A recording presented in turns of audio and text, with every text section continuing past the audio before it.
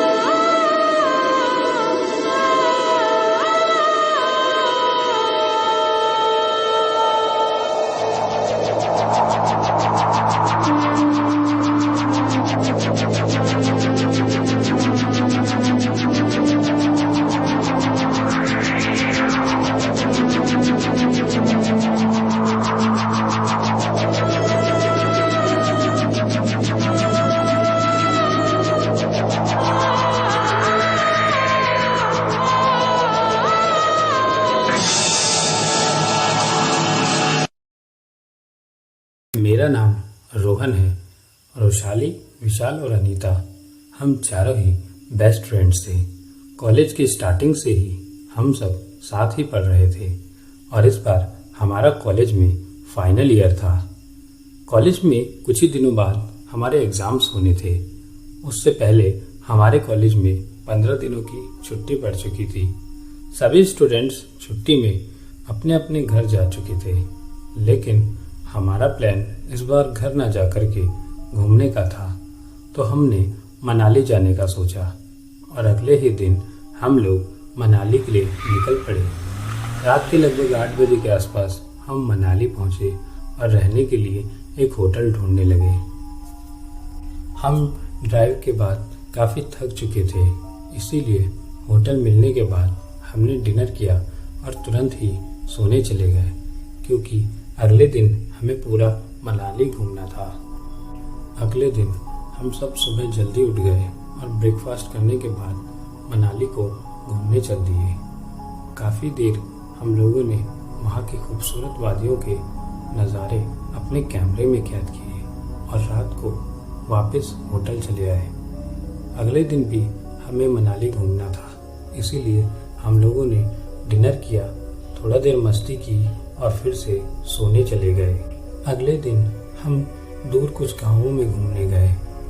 उसी में से हमें एक गांव में एक बहुत पुरानी हवेली के बारे में पता चला, जहां हमें एक बूढ़े बाबा मिले। उन बाबा की उम्र लगभग 70 से 75 वर्ष होगी। हमने उन बाबा से हमें उस हवेली को घुमाने के लिए कहा।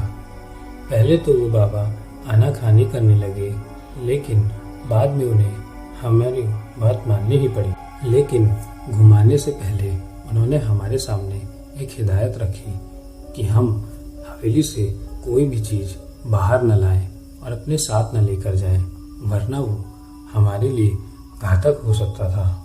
हम लोगों को तो घूमना था, इसीलिए हमने उनकी हाँ में हाँ मिला दी और वो हमें हवेली के अंदर घुमाने लगे। हवेली बहुत बड़ी थी और अंदर से देखने में काफ़ी आलीशान लग रही थी। वहाँ पुराने ज़माने की कई चीज़ें पड़ी हुई थी, जिन्हें कि देखने में ऐसा लग रहा था कि ये 300 से 400 साल पुरानी होंगी। हमने बाबा से पूछा कि यह हवेली कितने साल पुरानी है, तो उन्होंने बताया कि यह हवेली लगभग 1620 के ज़माने की है। उन्होंने काफ़ी देर तक हमें हवेली घुमाई और थोड़ी देर बाद उन्होंने कहा कि बेटा, अब काफ़ी टाइम हो चुका है और अब आप लोगों को वापस चलना चाहिए। हमने भी उनकी हाँ में हाँ मिलाई और बाहर निकल आए, लेकिन रोशाली अपने साथ उस हवेली से एक खंजर लेकर आ चुकी थी।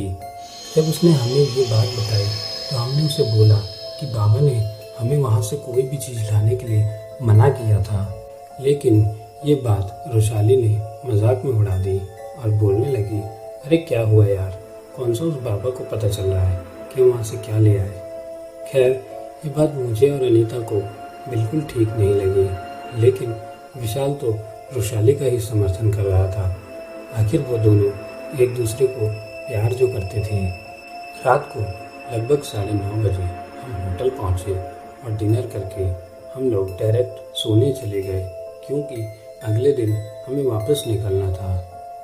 इसीलिए हम सब अपने अपने कमरे में जाकर सो गए।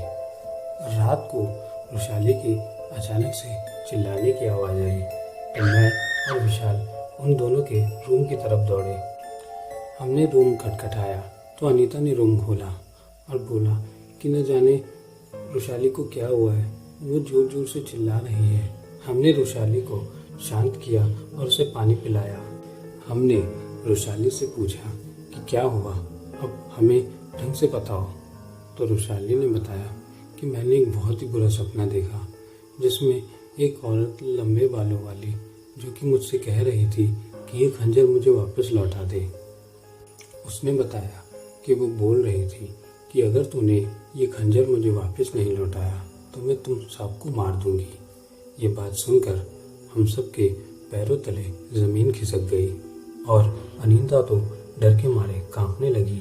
वैशाली को भी शायद अपनी गलती का एहसास हो चुका था और उसने कहा कि कल ही हम ये खंजर वापस हवेली में रख आएंगे।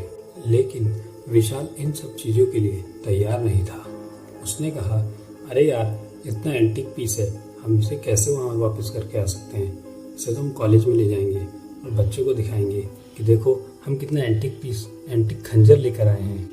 हमने विशाल को काफ़ी समझाने की कोशिश की, लेकिन विशाल ने हमारी बात नहीं मानी और हम लोग अगले दिन अपने कॉलेज के लिए निकल पड़े। रात के लगभग 10 बजे हम कॉलेज पहुँचे और अपने अपने हॉस्टल्स में जाके अपने अपने रूम्स में सो गए। अगला दिन हमारा काफ़ी अच्छा बीता और हमने डिसाइड किया कि आज रात से हम अपने एग्ज़ाम्स की प्रिपरेशन करेंगे। रात के 9 बजे मुझे विशाल का पढ़ाई के लिए कॉल आया और उसने कहा कि आज हम चारों वीडियो कॉल पर ही पढ़ाई करेंगे। तो मैंने भी उसकी बात मान ली और थोड़ी ही देर में अनीता और वैशाली ने भी हमें पढ़ने के लिए ज्वाइन कर लिया। अभी हमें पढ़ते हुए थोड़ी ही देर हुई होगी कि मैंने विशाल और वैशाली के पीछे किसी साए को देखा, जो कि देखने में काफ़ी भयानक लग रहा था। मैंने विशाल को इस बारे में बताया भी और ये बात मैंने वैशाली को भी कही, लेकिन विशाल और वैशाली ने मुझे ये कहा कि यार, मैं और विशाल तो अलग अलग रूम में हैं। विशाल तुम्हारे वाले हॉस्टल में और मैं अनीता वाले हॉस्टल में हूँ, तो हम दोनों के पीछे एक ही साया कैसे हो सकता है। मैंने उसे काफ़ी कन्विंस करने की कोशिश की, बट वो मेरी बात नहीं मानी। मैंने फिर भी उन दोनों को एक बार अपने पीछे देखने को कहा, लेकिन उन्होंने पीछे देखने की ज़रा भी कोशिश नहीं की। काफ़ी जोर डालने के बाद जब उन दोनों ने पीछे देखने की कोशिश की, तभी उन दोनों की छाती में एक खंजर आकर घुस गया और दोनों ही दर्द से चीखते हुए नीचे गिर गए। तभी मैं और अनीता अपने अपने हॉस्टल के वार्डन्स के पास पहुँचे और उन्हें सारी बात बताई। वार्डन ने हॉस्टल से बाहर निकलकर हमारे प्रिंसिपल सर को ये बात बताई, तो सर भी हमारे हॉस्टल में आ गए। प्रिंसिपल सर ने हमसे काफ़ी गुस्से में पूरी बात पूछी, तो हमने उन्हें ट्रिप का पूरा हाल बता दिया। सब कुछ सुनने के बाद प्रिंसिपल सर ने वार्डन सर से कहा कि तुम लोग कल इनके साथ मनाली जाओ और ये खंजर वापस उस हवेली में रख कर आओ। न जाने ये खंजर और कितने लोगों की जान लेगा। अगले ही दिन मैं, अनीता और दोनों वार्डन्स मनाली के लिए निकल पड़े और उसी दिन वो खंजर उस हवेली में उस बाबा को दे आए। उसे जब हमने ये खंजर दिया तो उसने हमें काफ़ी फटकार लगाई और कहा कि मैंने तुम्हें पहले ही मना किया था कि यहाँ से कोई भी चीज़ बाहर लेकर मत जाना। अब गवा दिया ना अपने दोनों दोस्तों को। हमने बाबा से कहा कि हमने तो उन्हें मना किया था, लेकिन वो हमारी बात ही नहीं माने और ना ही हमें पता था कि वो खंजर लेकर अपने साथ गए हैं। उन्होंने तो ये बात हमें होटल में आके बताई थी और जब रात को वैशाली को बुरा सपना आया तब जाकर के वैशाली की तो बात समझ में आ गई थी, लेकिन विशाल बिल्कुल भी समझने को रेडी नहीं था। इतना सुनने के बाद उस बाबा ने हमें तुरंत वहाँ से निकल जाने को कहा और हम सब वापस अपने कॉलेज आ गए। आज इस घटना को बीते हुए 3 साल हो चुके हैं और मैं और अनीता एक दूसरे से शादी कर चुके हैं। लेकिन जब भी हम ये बात सोचते हैं तो हमारी रूह कांप जाती है और हमारे उन प्यारे 2 दोस्तों का चेहरा बार बार हमारी आंखों के सामने तैरने लगता है। तब से लेकर आज तक हमने कभी भी किसी भी ट्रिप पे जाने का विचार नहीं किया और ना ही करेंगे।